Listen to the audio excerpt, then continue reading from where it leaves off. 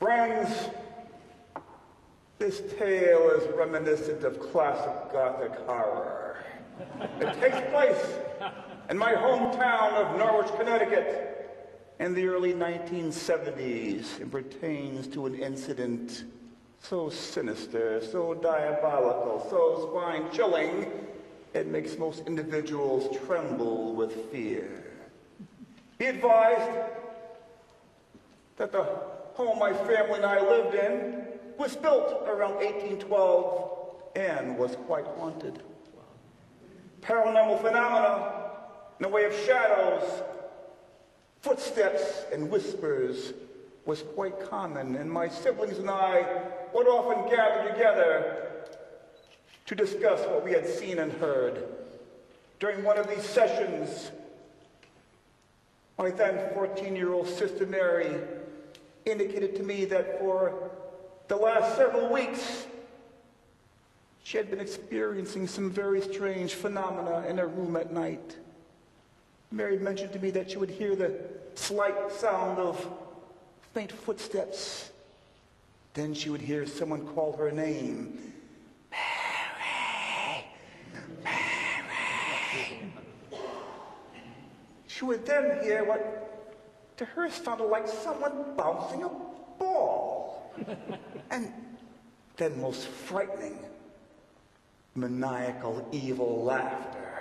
Mary indicated to me that because of the terror she was going through, she felt she was slowly losing her mind. For the next 3 months, my sister Mary complained to me about her night horrors. She had lost a lot of sleep, had lost weight, and just plain didn't look well. She indicated to me that she was in fact on the edge of madness. I was not able to discover the cause of her problems. My sister Mary was at the point of madness, and the cause of her trouble was none other than her then 7-year-old brother Jim. Yes, Jim would rise from his bed just after the stroke of midnight, don his navy blue bathrobe, use the bathroom in the hall, then bat-like slip into his sister Mary's room to begin his deviltry. Jim would slither into a big easy chair in Mary's room, wrap his arm of the navy bathrobe around his face, and begin his torment.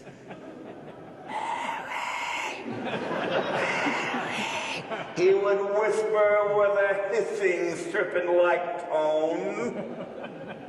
When Mary would awaken, Jim would quietly lurk in the dark shadow of the easy chair, eyes glaring at his victim, unseen and unheard, until his sister eased off again into restless slumber.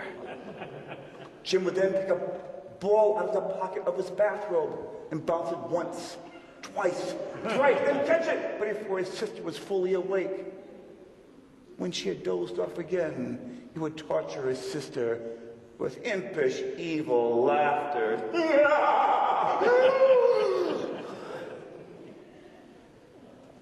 When Jim was reasonably sure that his sister had fully asleep, he would fly off to his bedroom just before the sun rose.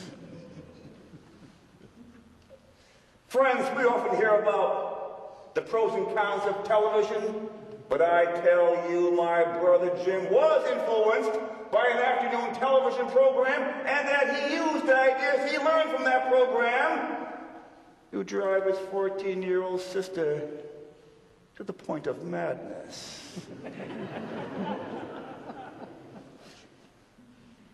In the late 1960s, the early 1970s, television featured a unique Gothic soap opera called Dark Shadows. Some of you may remember it. This program, Dark Shadows, featured a suave character named Barnabas Collins, who by some strange twist of fate was cursed to be a predator of the night in the form of a vampire. This character, Barnabas Collins, greatly influenced my brother and his friends, who, while dressed in navy blue bathrobes and armed with 2-inch plastic fangs, rampaged the small neighborhood of Thingsville, Norwich, Connecticut, in which they lived. No one was safe. Now, Jim's role of Nosferatu, that is the undead, was to come to a very abrupt end. One night, I heard my brother get up from his bed,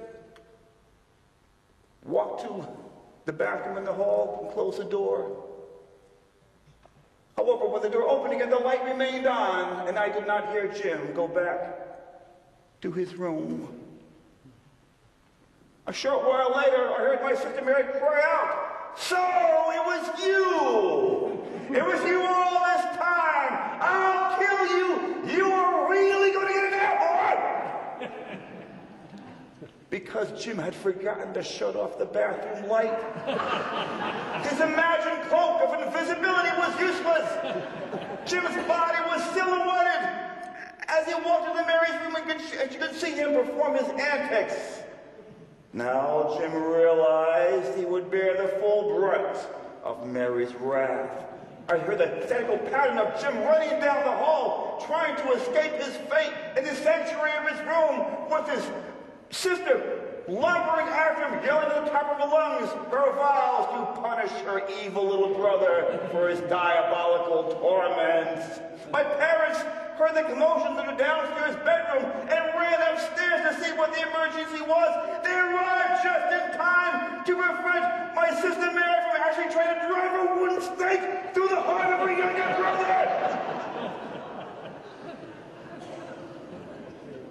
When the sun rose the next morning, all traces of the vampire had vanished in the trash, never to return.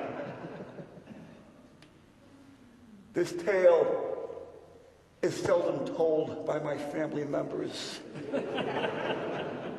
It has been put in the far recesses of our collective unconscious, for it concerns a time when my brother Jim stalked the night as a vampire, and perhaps should only be talked about in small whispers, and maybe shouldn't be talked about ever again.